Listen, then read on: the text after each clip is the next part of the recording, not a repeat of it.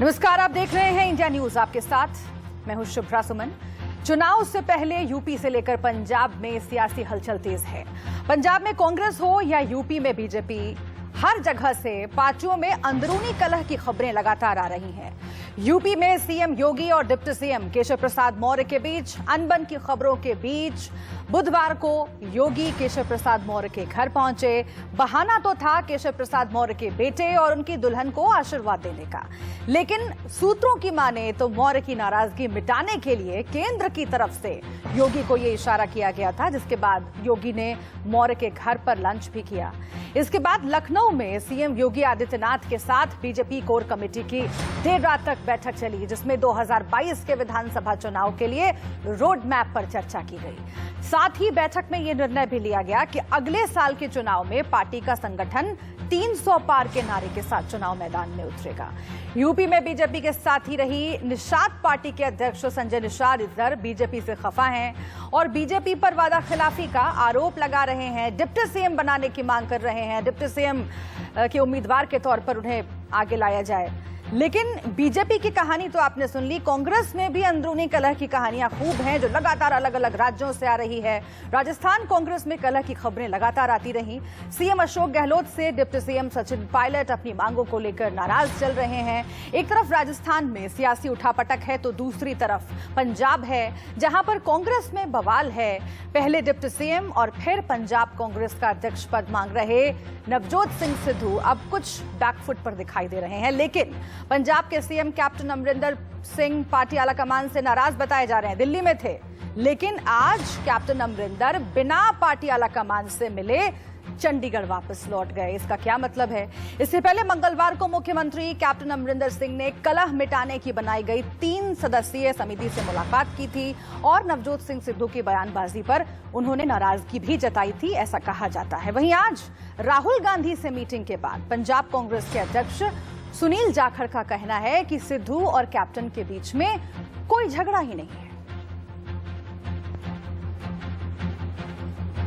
नवजोत सिंह सिद्धू जी 80 आदमियों में एक हैं साहब। आप देखिए, आप तर्क संगत बात करेंगे तो तर्क संगत उसका मिल जाएगा। उनके कोई डिफरेंसेस हो सकते हैं। He has been in touch, वो भी इनसे टच में है। बाकी सारे जो 79 हैं वो भी हैं, जो नहीं एमएलए हैं वो भी टच में है। सारे 50 या 60 एमएलए अपनी राय दस गए होंगे। मेरे नाल तो किसी ने साझी की नहीं। सारे ने अपनी अपनी राय अंदर दे के आए है। सारे ने अपनी अपनी राय दे के आए है। मनु नहीं पता किसी ने की किया है, पर मैं इन्ना कह सकता हाँ भी राहुल जी दे नाल गल करके मनु बहुत बड़ी आस ही नहीं, मनु इस गल का भरोसा है भी आ बहुत ही जल्द ਇਹਦਾ हल निकलूगा। चंद गलत लोग ਜਿਹੜੇ है वो कैप्टन साहब तो इस किस्म के फैसले करवा रहे है। सो कॉल्ड एडवाइजर ਜਿਹੜੇ बने बैठे है, ਹੁਣ पिछले दिनों ਦੇ ਵਿੱਚ ਜਿਹੜੇ कैप्टन साहब ਦੇ नजदीक आ गए, they are putting the office of chief minister in a spot. UP BJP को लेकर के भी जरा और तफसील से आपको कुछ समीकरण समझाते हैं। सीएम योगी के साथ मुलाकात को केशव प्रसाद मौर्य पारिवारिक मुलाकात बता रहे हैं, लेकिन इस मुलाकात के कई सियासी मायने लगातार निकाले जा रहे हैं। आपको सुनवाते हैं योगी के साथ मुलाकात पर केशव प्रसाद मौर्य ने क्या कहा। आपको लगता है मनाने और रूठने वाली बात, ना हम कोई रूठा था ना किसी को मनाने की आवश्यकता थी। हमारे मुख्यमंत्री जी संत भी हैं और हमारे संगठन के भी शीर्ष अधिकारी, क्योंकि मैं भी संघ का स्वयंसेवक हूँ, बेटा भी संघ का स्वयंसेवक है और बेटे की शादी हुई कोविड के कारण सबको उस समय ना आपको बुला पाए ना अपने तमाम सब सीनियर लोगों को बुला पाए। और कल मौका था, उन्होंने आकर के बच्चों को आशीर्वाद दिया। उसका राजनीतिक अर्थ बहुत सारा निकाला गया और बहुत तरीके से प्रसारित किया गया। अब उसको मैं रोक नहीं सकता, क्योंकि मेरे हाथ में अगर बटन हो तो मैं दबा दूं कि नहीं ये गलत है। तो यूपी से लेकर पंजाब तक, पंजाब से लेकर राजस्थान तक जो सियासी उठापटक चल रही है दोनों ही बड़ी पार्टियों कांग्रेस और बीजेपी में, उस पर हम बातचीत करेंगे। कुछ खास मेहमान हमारे साथ जुड़े हुए हैं। हमारे साथ समीर सिंह जुड़े हुए हैं, बीजेपी के प्रवक्ता हैं, बहुत स्वागत है आपका। सुरेंद्र सिंह राजपूत कांग्रेस प्रवक्ता हमारे साथ जुड़ गए हैं, आपका भी बहुत बहुत स्वागत है। सतीश प्रकाश बीएसपी सपोर्टर हमारे साथ जुड़े हुए हैं, आपका भी स्वागत। अनुराग भदौरिया आपसे कुछ देर में हमारे साथ जुड़ेंगे, लेकिन सबसे पहले शुरुआत समीर सिंह जी आपसे ही करते हैं, क्योंकि 2022 से लेकर 2024 तक की चर्चा तेज हो गई है। लेकिन यूपी बीजेपी में हो क्या रहा है?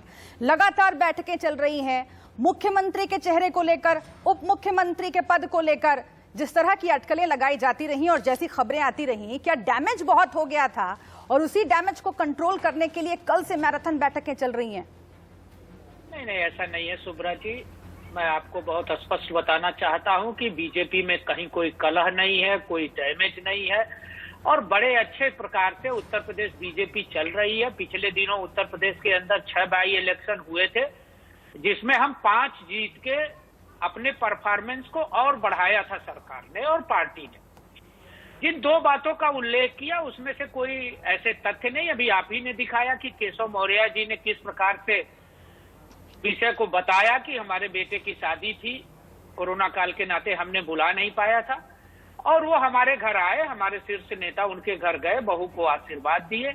इसमें कहीं से भी कोई राजनीतिक नहीं, आपको नहीं दिखाई दे रहा होगा, लेकिन मैं जरा बताती हूँ आपको कि हुआ क्या। जैसे योगी जी दिल्ली आए, उसके बाद जब वापस लखनऊ पहुंचे तो उनके सुर बदले हुए थे। योगी जी केशव प्रसाद मौर्य के घर गए उनसे मिलने के लिए, उसके बाद जब केशव प्रसाद मौर्य से बात की गई तो मौर्य साहब के सुर बदले हुए थे। मैं समझना ये चाह रही हूं कि पहले जब उत्तर प्रदेश में बीजेपी के मुख्यमंत्री पद के उम्मीदवार को लेकर, चेहरे को लेकर पूछा गया था मौर्य साहब से, तो गोलमोल जवाब देकर निकल गए थे मीडिया के सामने। अब के जब पूछा गया है थोड़े से सॉफ्ट नजर आएंगे। कुछ 2, 3, 4 और बैठकें करनी है क्या? उन बैठकों के बाद हो सकता है बोले कि नहीं योगी जी ही चेहरा है।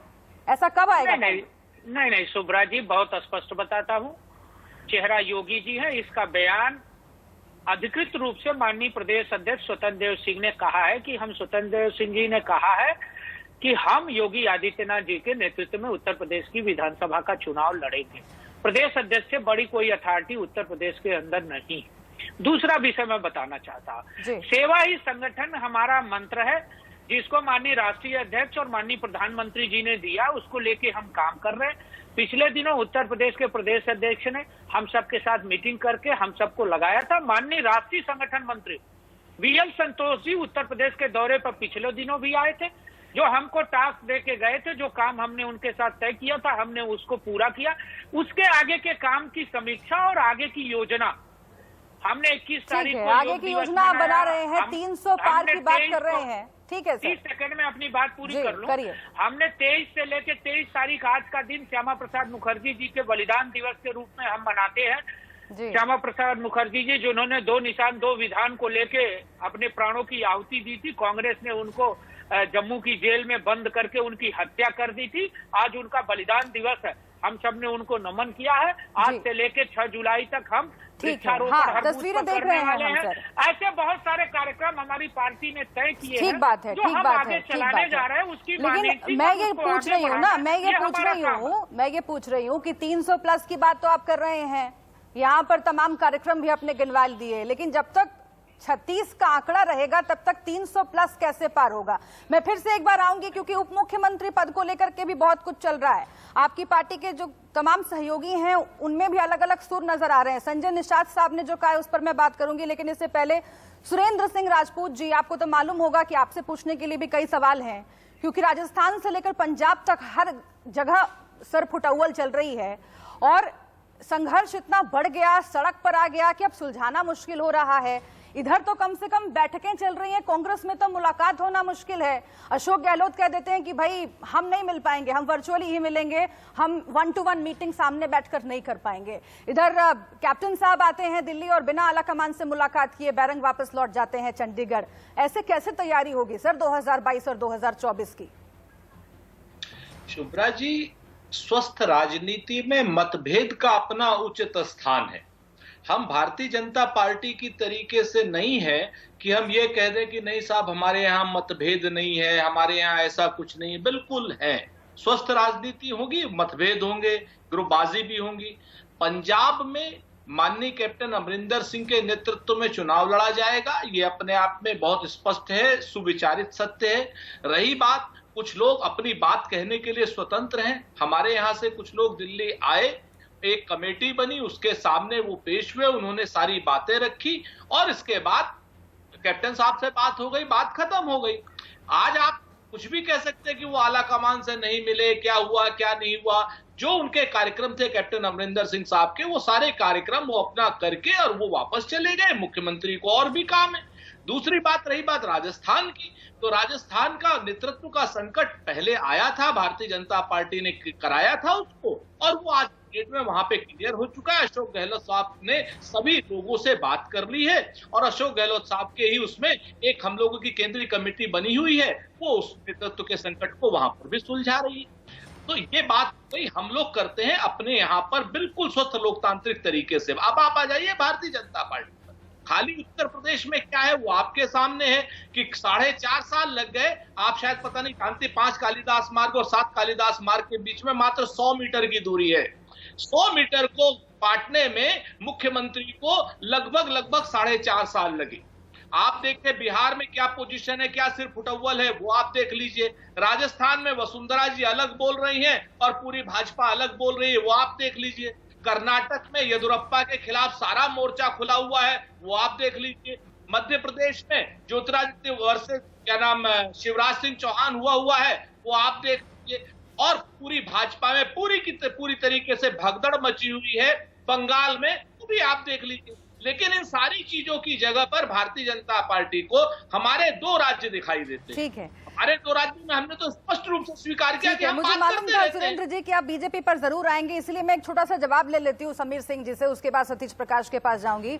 समीर सिंह जी, कई सारी दिक्कतें आपकी पार्टी के भीतर गिनवा दी हैं सुरेंद्र राजपूत ने। आपको सिर्फ 2 राज्य नजर आ रहे हैं, पंजाब और राजस्थान, लेकिन ये कह रहे हैं कि यूपी हो या फिर राजस्थान में देख लीजिए ना, राजस्थान बीजेपी में क्या कहना नहीं है, वहां पर क्या गुटबाजी नहीं है, उसके बारे में बात नहीं करते हैं। शुभ्रा जी, ये 2 राज्य में ही है पूरे देश के अंदर, बाकी कहाँ इनकी सरकार है। दूसरा, जो राजनीतिक दल कांग्रेस जैसी पार्टी एक राष्ट्रीय अध्यक्ष न बना पाई हो, जिसका कोई राष्ट्रीय अध्यक्ष ही नहीं है, वैकल्पिक राष्ट्रीय अध्यक्ष पे ये कितने दिन चलाएंगे, भगवान मालिक हैं। राजस्थान वसुंधरा का नाम ले रहे हैं, विवाद बताते हैं, और वहां की सरकार के अंदर ये बताते नहीं कि कांग्रेस 2 पार हो गई है। अगर पायलट ने विधायकों को लेके कहीं रास्ता पकड़ लिया था तो भाजपा के कहने पर थोड़ी पकड़ा था, वो कांग्रेस की देन है। उत्तर प्रदेश के अंदर कांग्रेस की सरपुटौल है, वो कांग्रेस की देन है। सुरेंद्र जी, पंजाब की सुरपुटौल कांग्रेस की देन है, उसमें भारतीय जनता पार्टी को क्यों समेट रहे हो आप? एक राष्ट्रीय अध्यक्ष तो तलाश लो।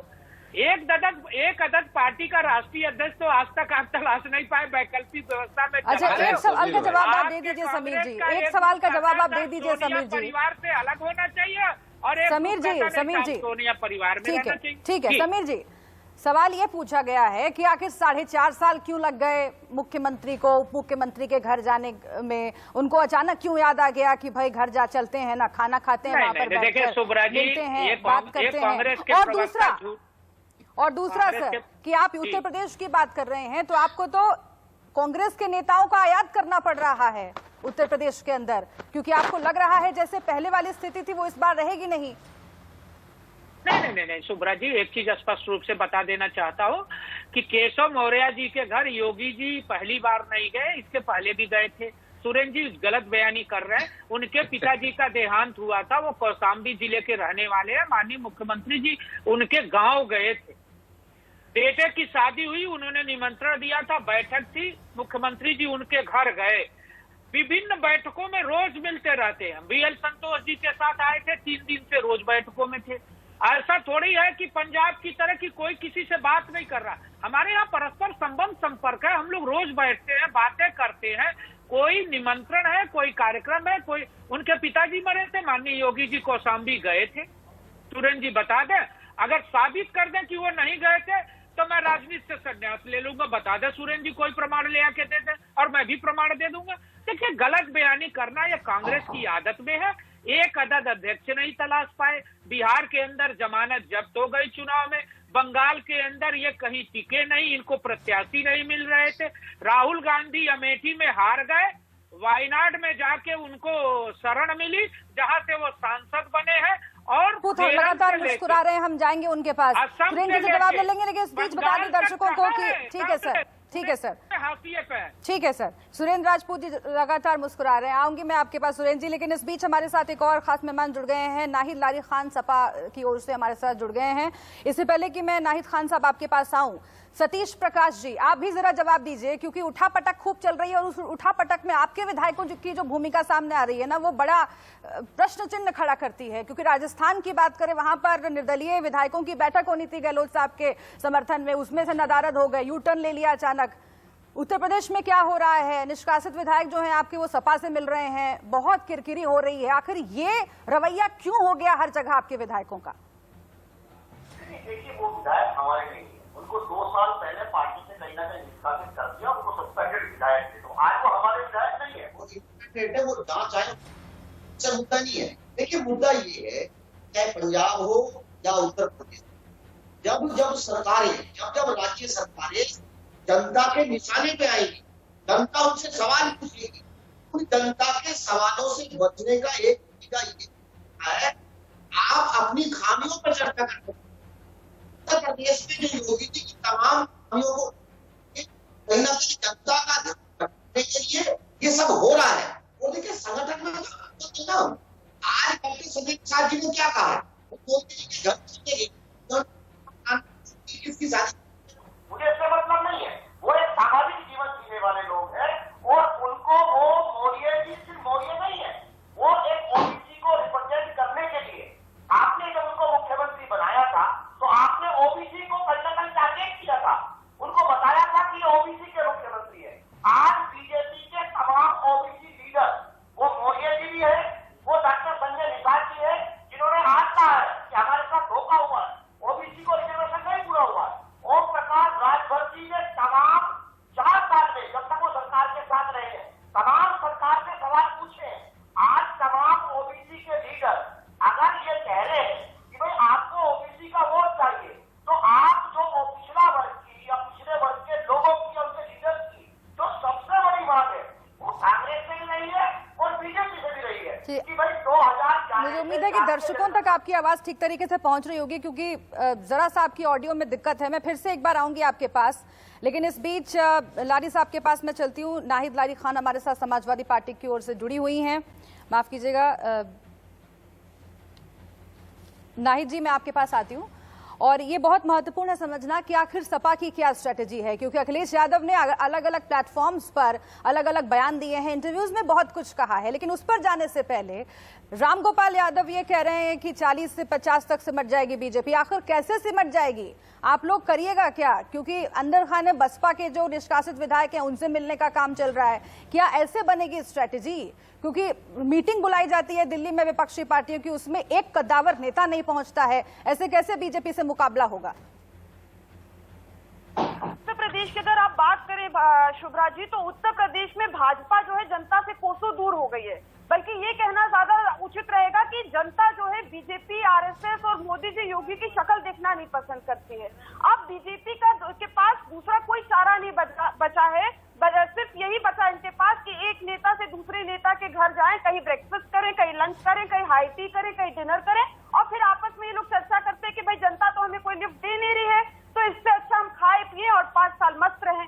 आप ये देखिए कि उत्तर प्रदेश से भाजपा की धरती खिसक चुकी है, भाजपा का खदेड़ा होना शुरू हो गया है उत्तर प्रदेश में, और यहाँ जनता नारा दे रही है कि उत्तर प्रदेश में इस बार भाजपा का खदेड़ा होवे। और इसकी शुरुआत जो है पंचायत चुनाव से हुई थी। पंचायत चुनाव में किस तरह से विशाल जीत, समाजवादी पार्टी की विशाल जीत हुई, जनता ने अपना आशीर्वाद समर्थन समाजवादी पार्टी को दिया, और बीजेपी को जो नकार दिया, दुत्कार दिया बीजेपी को। यही स्थिति एमएलसी चुनाव में हुई। एमएलसी चुनाव में मोदी जी के संसदीय क्षेत्र वाराणसी से जो उनके जो कैंडिडेट है, बीजेपी के कैंडिडेट को जनता ने दुत्कारा और समाजवादी पार्टी को भारी मतों से विजयी बनाया।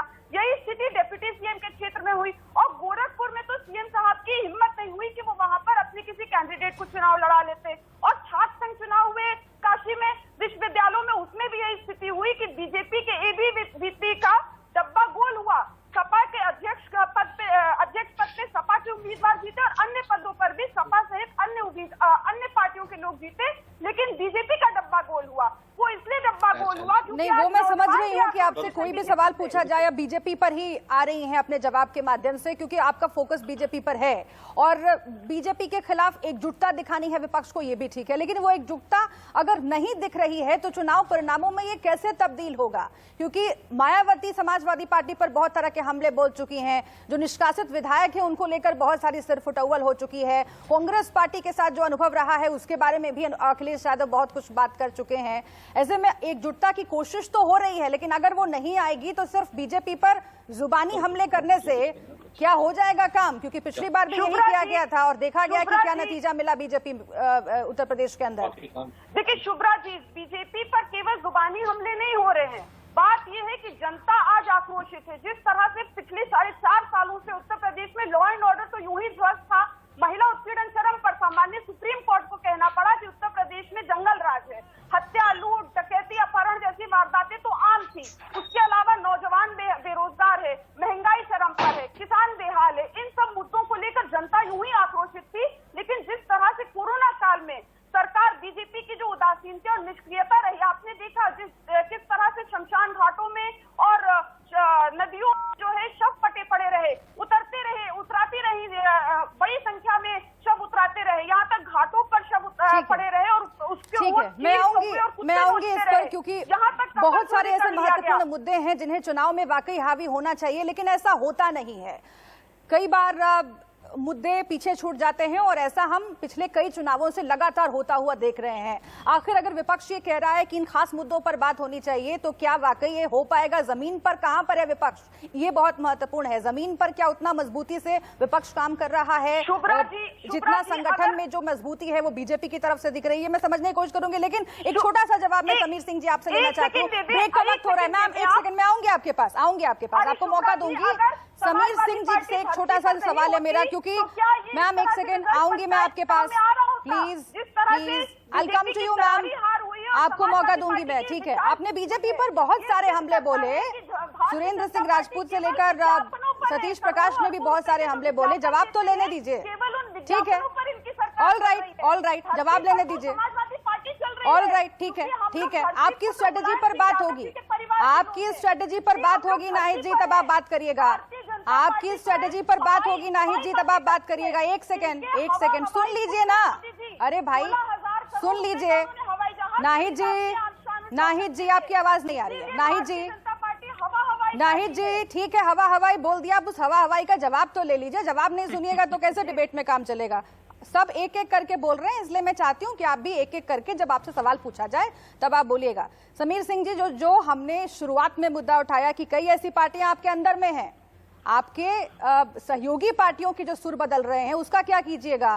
पंचायत चुनाव में जिस तरीके के नतीजे देखे गए, उसके बाद से कहा जा रहा है कि पूर्वांचल में आप कई छोटी छोटी पार्टियों को नजरअंदाज नहीं कर सकते हैं। अब संजय निषाद हैं, वो कह रहे हैं कि अगर केशव प्रसाद मौर्य को डिप्टी सीएम बनाया जा सकता है तो मुझे क्यों नहीं डिप्टी सीएम पद का चेहरा घोषित किया जा सकता है? मुझे चेहरा घोषित करे बीजेपी। आखिर इस तरह की आवाजें उठ रही है, क्या कीजिएगा? नहीं शुभ्रा जी, देखिए किसी की भी डिमांड अपनी जगह पे है, पार्टी को फैसला लेना, पार्टी फैसला लेगी। लेकिन बहन नाहिद ने जो प्रश्न किया है, मैं उनसे जरूर उसका जवाब देना चाहता हूँ और उनसे कहना चाहता हूँ। कोरोना की चर्चा किया, कोरोना काल में 1.5 साल में अखिलेश यादव जी आजमगढ़ से सांसद है, एक बार भी आजमगढ़ गए क्या? कन्नौज से सांसद रहे, एक बार भी गए क्या? 5 साल सरकार में थे, कितने मेडिकल कॉलेज बनाए? हम सरकार में 4.5 साल में 30 मेडिकल कॉलेज की नींव रखे और 7 मेडिकल कॉलेज पिछले साल हमने प्रारंभ किया और 9 मेडिकल कॉलेज इस साल प्रारंभ कर 30 मेडिकल कॉलेज हमने बनाए उत्तर प्रदेश के अंदर, हम बना रहे हैं। दूसरा, आजमगढ़ और कन्नौज गए नहीं, घर में बैठ के ट्विटर। मेरे सवाल का जवाब नहीं दिया आपने समीर जी, मेरे सवाल का जवाब नहीं दिया। एक छोटे से ब्रेक के लिए हम रुक रहे हैं, यहाँ पर एक छोटे से ब्रेक के लिए रुकना पड़ रहा है। मैं वापस आऊंगी और फिर से एक बार तमाम मेहमानों के पास चलेंगे, जहां पर ये चर्चा हम रोक रहे हैं वहीं से इसकी शुरुआत करेंगे और इसे आगे बढ़ाएंगे। छोटा सा ब्रेक, तमाम अहम खबरें जारी हैं, ये लंबी चर्चा जारी है, आप बने रहिए हमारे साथ, देखते रहिए। पूरे देश में अलग अलग राज्यों में राजनीतिक सुगबुगाहट तेज है और खासतौर से 2022 और 2024 के चुनावों के मद्देनजर हलचल तेज हो गई है। पार्टियों के भीतर लगातार तनातनी की स्थिति बनी हुई है, मतभेद हैं जिन्हें सुलझाने की कोशिश हो रही है और उन्हीं पर हम बात करके समझने की कोशिश कर रहे हैं कि पार्टियों के मतभेद इस वक्त कहां पर हैं और उसमें जनता के जो मुद्दे हैं वो कितना काम करेंगे 2022 में और फिर 2024 में। इस हिस्से की शुरुआत में सुरेंद्र सिंह राजपूत जी आपके साथ करना चाहती हूं और समीर सिंह ने कई आरोप लगाए, उसका आप जवाब देना चाहें तो जरूर दें। और साथ ही सवाल ये कि आप तो कह रहे हैं कि बीजेपी के खिलाफ मोर्चा खोला हुआ है और लगातार कांग्रेस पार्टी जो है वो चुनावों की दिशा में आगे बढ़ रही है, लेकिन एक के बाद एक विकेट तो आप लोगों के गिरते चले जा रहे हैं। सिंधिया के बाद जितिन प्रसाद और अब ये कहा जा रहा है कि सचिन पायलट की नाराजगी दूर नहीं हो पा रही है, वो भी जितिन प्रसाद की राह ले सकते हैं। इधर पंजाब में सिद्धू के बारे में पूछा जा रहा है भरी प्रेस कॉन्फ्रेंस में कि क्या वो आम आदमी पार्टी में शामिल होने वाले हैं। ये सब जो चल रहा है उससे कैसे अपनी पार्टी को मजबूत कीजिएगा और स्थिति खराब होती जा रही है। देखिए, दो बातें बड़ी स्पष्ट हैं शुभ्रा जी। पहली चीज तो हमारे यहाँ पर आप इस चीज को मानेंगी, कोई भी आदमी नीति नियम सिद्धांत के विचलन की वजह से, बातों के इधर से उधर करने की वजह से नहीं कोई जा रहा है। अब जितिन प्रसाद जी गए इसलिए गए क्योंकि हमारे पास सत्ता नहीं है। हमारे पास आज की डेट में उनको अगर आप देखें 2004 में सांसद बनाया, 2009 में 2014 में हार गए, वो 2004 में मंत्री बनाया था, 17 में उनको विधानसभा दिया, 19 में उनको लोकसभा दिया, फिर बंगाल का प्रभारी बनाया। मेरे ख्याल से इससे ज्यादा नहीं दिया है। उसी तरीके ज्योतिरादित्य सिंधिया जी का है। एक चीज तय है कि वो नीति नियम सिद्धांत की वजह से नहीं गए सकता। सत्ता तो भाजपा के पास है, तो जो भी हमारे यहाँ से जाना चाहेगा सत्ता के लिए वो भाजपा के पास जाएगा। एक बात तो हमारे में कमी नहीं है, जो लोग सत्ता के बगैर नहीं रह पा रहे हैं उनमें अगर कोई कमी है तो उनका जवाब उनसे लिया जाना चाहिए। एक बात। दूसरी बात मैं आपसे बताऊं कि अब आप आ जाइए भारतीय जनता पार्टी के ऊपर। भारतीय जनता पार्टी सिर्फ सहयोगियों को ही नहीं अपनों को भी धोखा देती है। आप देखिए, पूरे प्रदेश में चुनाव इन्होंने लड़ा केशव मौर्य के नाम पर, पूरे प्रदेश में चुनाव लड़ा, उसके बाद अचानक से सरप्राइज एंट्री के रूप में योगी जी को ले आए। अब जब योगी जी को ले आए और योगी जी को 4.5 साल राजनीतिक रूप से 100 मीटर तय करने में लगे, अगर समीर सिंह जी किसी के मरने जीने की बात करते तो मेरे ख्याल से मरने जीने में तो दुश्मन भी चला जाता है दूसरे के घर में। बाकी की तो बात छोड़ दीजिए, बात समीर सिंह जी जानते हैं अच्छी तरीके से कि मरने जीने में कोई सारी बाउंड्रीज खत्म हो जाती, हम सब लोग चले जाते हैं। लेकिन राजनीतिक रूप से एक आदमी को 2 कुर्सियों के बीच में एक स्टूल पे बैठाया गया तो वो भी केशव मौर्य थे, पिछड़ों के नेता थे भारतीय जनता पार्टी में, कुर्सी तक नहीं मिली थी मंच पर इनको। ये भी अपने आप में सच है। अब आप आ जाइए भारतीय जनता पार्टी की इन फाइटिंग पर, तो भारतीय जनता पार्टी के मुख्यमंत्री श्री योगी जी ने पहली बार किसी मुख्यमंत्री ने प्रधानमंत्री को चुनौती दी। उन्होंने कहा एक प्रतिष्ठित अंग्रेजी दैनिक से इंटरव्यू में, आज मेरे नेतृत्व में चुनाव होंगे। आज तक तो नरेंद्र मोदी जी ने नहीं कहा कि मेरे नेतृत्व में चुनाव होंगे। योगी जी ने बहुत स्पष्ट रूप से कम ठोक करके लखनऊ दरबार ने दिल्ली दरबार को चुनौती दी।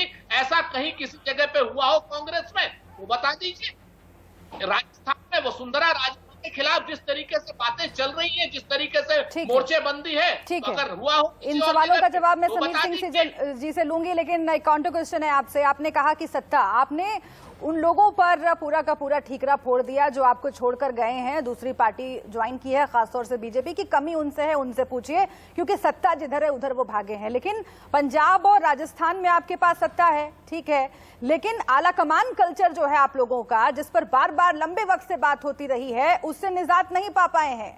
कैप्टन अमरिंदर सिंह नाराज हैं आला कमान से, आला कमान नाराज है कैप्टन अमरिंदर सिंह से कि भाई कार्यशैली में तब्दीली कीजिए। और युवाओं की बात राहुल गांधी करते हैं, वही युवा बार बार नाराज होते चले जा रहे हैं। सचिन पायलट को लग रहा है वर्षों से उन्हें उनका अधिकार नहीं मिल रहा है, तो फिर आप उनको भी कहेंगे कि भाई सिर्फ लालच में छोड़कर जाने वालों में वो भी शुमार हो जाएंगे, या फिर कहीं ना कहीं कार्यशैली में खामी है और वर्षों से है, इसीलिए G23 की बात भी हम कर रहे हैं कांग्रेस पार्टी के भीतर। बहुत अच्छी बात आपने सच में बहुत ही जिसको कहते हैं शानदार बात कही, इसके लिए आप बधाई की पात्र हैं। आला कमान का कल्चर तो देखिए राष्ट्रीय राजनीति की जितनी फलक की पार्टियां हैं सब में है और होना भी चाहिए। हमारे यहाँ आला कमान है, उनकी बात सुनी जाती है। भारतीय जनता पार्टी के आला कमान है, उनकी बात अब नहीं सुनी जा रही है, पहले बहुत सुनी जाती थी।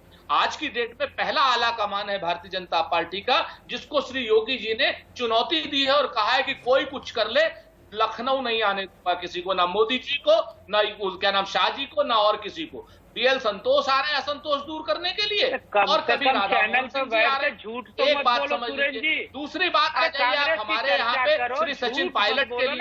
अरे बीच में मत बोलिए समीर जी, आप आ रही हूँ मैं सतीश जी, इसके बाद आपके पास सुरेश जी। मैं आपकी बात आ रही हूँ आपके पास सतीश जी, इसके बाद ना परेशान क्यों हो रहे हैं, आप तो अच्छे इंसान हैं। हाँ पूरा कीजिए। आप योगी जी के बहुत प्रबल समर्थक है, योगी जी आपके कृपा पात्री हैं, अच्छी बात है। आप जैसे लोगों को आगे बढ़ना भी चाहिए। हमारे यहाँ से जितिन प्रसाद को लेकर के गए हैं, आप उनको उप मुख्यमंत्री बना देंगे, क्या मिलेगा? आपको बनना चाहिए, तो आप रुक जाइए तो। अब उसके बाद आप पूरा कीजिए, पूरा कीजिए। कांग्रेस की आला कमान सुरेश जी पूरा क्या कीजिए। है, जितनी आला कमान खराब भाजपा में उतनी तो कहीं नहीं है। अब हमारे यहाँ की आप बात कर लीजिए, सचिन पायलट जी का आखिरी आप वक्तव्य उठा लीजिए, जो उन्होंने कहा कि रीता बहुगुणा जी की हैसियत नहीं है मुझसे बात करने की। इसके बाद आप क्या ले लीजिएगा? कैप्टन अमरिंदर सिंह जी ने अपनी बात हमारी कमेटी के सामने रख दी और कमेटी ने उन पर बात करके सोनिया गांधी जी को सौंप दिया सारी चीजें। अब यहाँ पर आप बताइए, आपने जो बीएल संतोष ने और जो ये राधा मोहन सिंह जी ने जो सारी चीजें सौंपी थी, उसमें हुआ क्या? निषाद पार्टी का क्या हुआ? रीता बहुगुणा जोशी आपकी अध्यक्ष वाली थी पार्टी कि का नहीं क्या हुआ? अपना दल वाली पार्टी का क्या हुआ? जो धोखेबाज है, जो जनता से लूट ये भी तो बता दीजिए। अपने साथियों से भी लूट करते हैं। तो सच बात हेमंत है कि बिस्व भारतीय शर्मा जनता पार्टी कांग्रेस के नेता थे कि नहीं थे? झाके और कहते हैं ना कि सूप बोले तो बोले, ये भी तो बता और क्या दीजिए बोले, कि छन्ना हेमंत जिसमें बिस्व बहत्तर शर्मा ने एक इंटरव्यू में क्या कहा राहुल गांधी के बारे में? हेमंत बिस्व शर्मा ने क्या कहा ये भी तो बता दीजिए। वो आप ही के पार्टी के नेता थे, दल छोड़ के जाने से पहले उन्होंने क्या कहा? भारतीय जनता पार्टी में जितने लोग भी जाते हैं, उनकी पहली प्राथमिकता होती है झूठ बोलना, छल करना, कपट करना और प्रपंच करना। जतिन प्रसाद को यही ट्रेनिंग दिया था क्या है अपने 2 पीढ़ी में? भाई जतिन प्रसाद नहीं बने, के पिताजी कांग्रेस के प्रदेश अध्यक्ष रहे, मुख्यमंत्री बनाइए। जतिन प्रसाद के पिताजी कांग्रेस के प्रदेश अध्यक्ष रहे, दूसरी पीढ़ी में जतिन प्रसाद है, आपके सांसद रहे, आपके मिनिस्टर रहे। कांग्रेस झूठ बोलना सिखाती है। अगर कांग्रेस यही ट्रेनिंग देती है सुरेश जी, तो आपको भी वही ट्रेनिंग मिलेगी जो बैठ के झूठ बोल रहे हो। आप जनता के प्रति भाई झूठ की ट्रेनिंग अगर कांग्रेस दे रही है।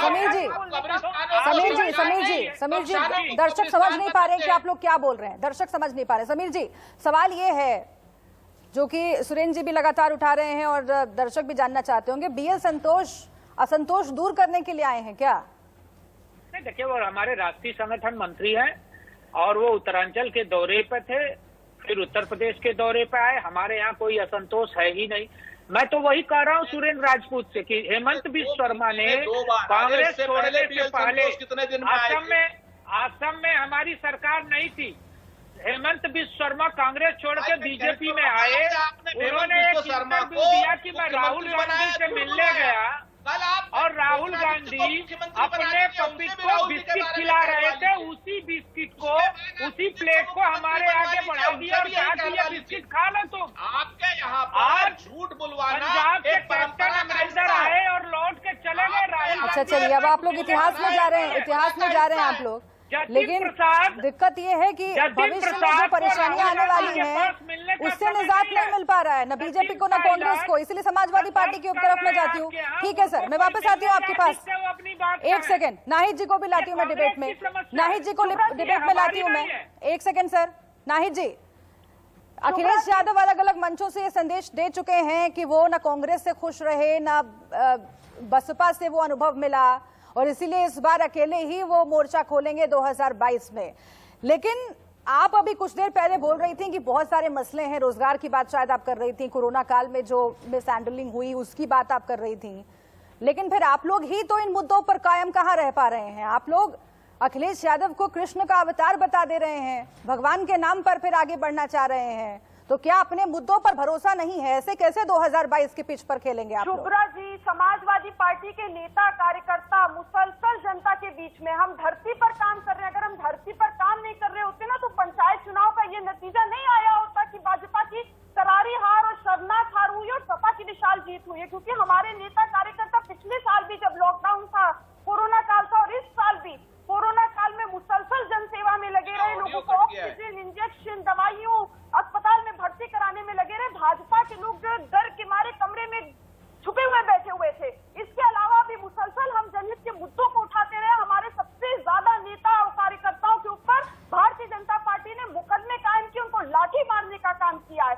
अभी भारतीय जनता पार्टी के प्रवक्ता बीजेपी की बड़ी बखान करे थे, तो ये अपने आप को विश्व की सबसे बड़ी पार्टी कहते हैं, ये राष्ट्रीय पार्टी कहते हैं। इनके राष्ट्रीय उपाध्यक्ष मुकुल राय एक प्रांतीय पार्टी टीएमसी में शामिल हो गए, और बंगाल में आप देखिए किस तरह से भगदड़ मच गई बीजेपी के नेता और कार्यकर्ताओं में। अरे अपने चाचा को तो मना लो, राहिब बहन अपने सिर मुड़ाकर अपने आप को गंगा जल से शुद्धिकरण कराकर टीएमसी में जो है ममता जी से मिन्नतें कर करके वापसी कर रहे हैं।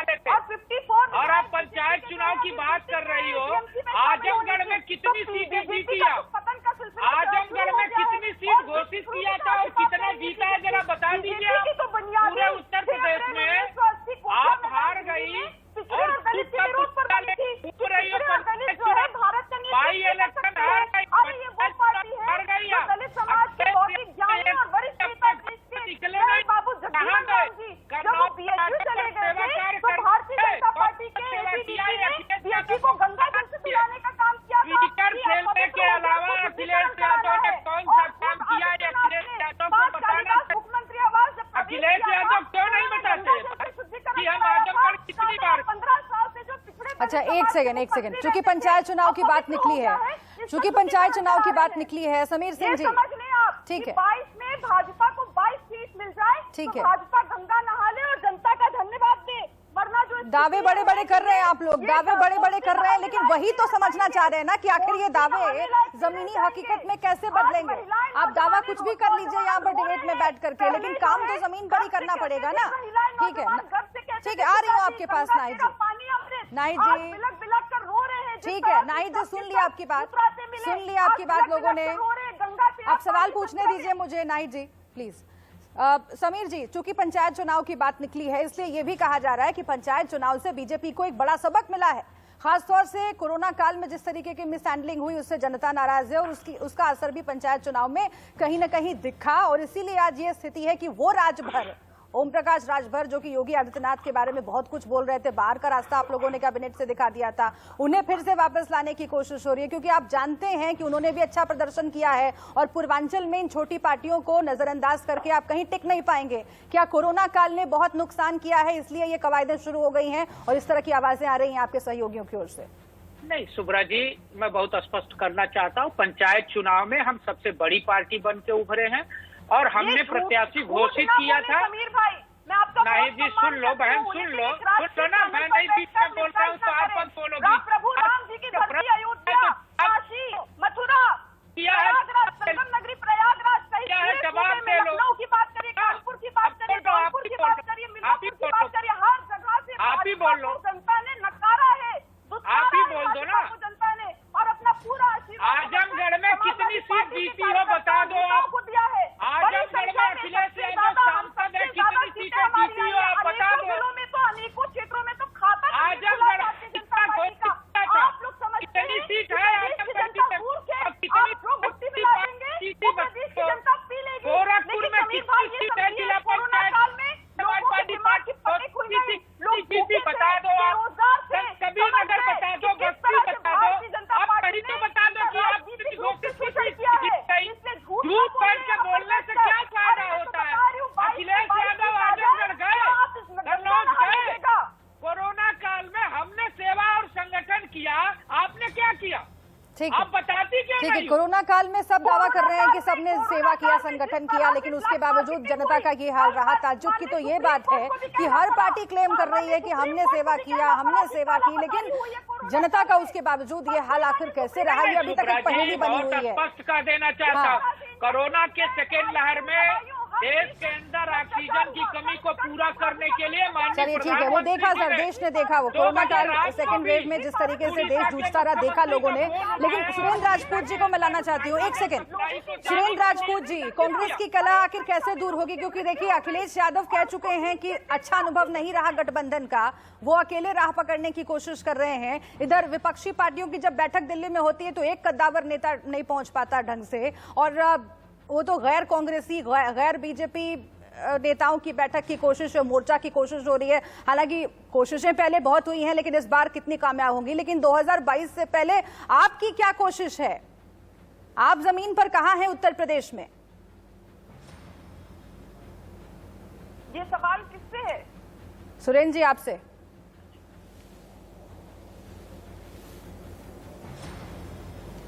सुरेंद्र राजपूत जी, आपको आवाज आ रही है? सुरेंद्र राजपूत जी तक आवाज नहीं जा रही है, इसीलिए समीर जी आपसे ही मैं जानना चाहती हूँ, जो सवाल रह गया था अधूरा, कि आखिर क्यों ये देखा गया कि कोरोना के बाद जो पंचायत के चुनाव हुए वहां पर कई छोटी पार्टियों ने अच्छा प्रदर्शन किया और यही वजह है कि वो पार्टियां आवाज उठा रही हैं? उसका जवाब आपने दिया नहीं था। नहीं, हम बहुत स्पष्ट जवाब देते हैं। देखिए, जिन छोटी पार्टियों की बात हो रही है शुभ्रा जी, एक राजभर की पार्टी की बात हो रही है, एक निषाद पार्टी की बात हो रही है, एक अपना दल की बात हो रही है। अपना दल कितनी सीटों पर जीता, निषाद पार्टी कितनी सीटों पर जीती? ओम प्रकाश राजभर 2012 में समाजवादी पार्टी से समझौता करके चुनाव लड़े थे, पिता पुत्र दोनों हार गए थे। 2017 में हमारे साथ समझौता करके लड़े, हमने 9 सीटें दी थी, जिसमें से 6 सीटें वो जीत के आए। उनके विधायक उनके कृत्यों के नाते उन्हीं को छोड़ के भाग गए। ठीक है, वक्त मेरे पास इतना ही है। बहुत शुक्रिया आप सभी का हमसे बातचीत करने के लिए, इस चर्चा में शामिल होने के लिए। देखना होगा कि 2022 से पहले, चूंकि अब 2024 की सुगबुगाहट भी शुरू हो गई है, लेकिन पार्टियों के भीतर जो घमासान चल रहा है उसे पार्टियां कैसे सुलझाती हैं, क्योंकि अगर इसी में उलझी रहेंगी तो जनता के मुद्दों को कौन पूछेगा। एक छोटे से ब्रेक के लिए रुक रहे हैं, लेकिन ब्रेक पर जाने से पहले इस वक्त की सुर्खियां।